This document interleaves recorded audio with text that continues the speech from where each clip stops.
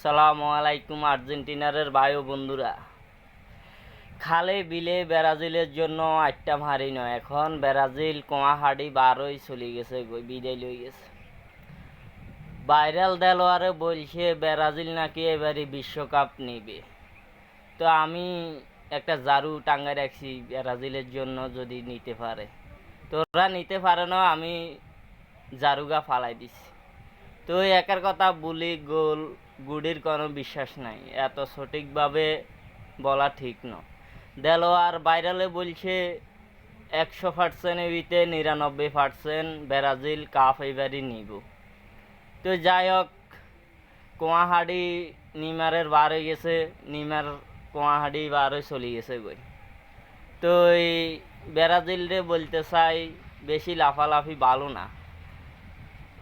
না কিনলে এখন দেখেন ব্রাজিলের যে অবস্থা, সবাই কান্না করতে আছে। আর আমরা আর্জেন্টিনার করি, অবশ্যই সামনে আঙ্গ কি দুর্গতি আছে আমরাও তাই জানি না।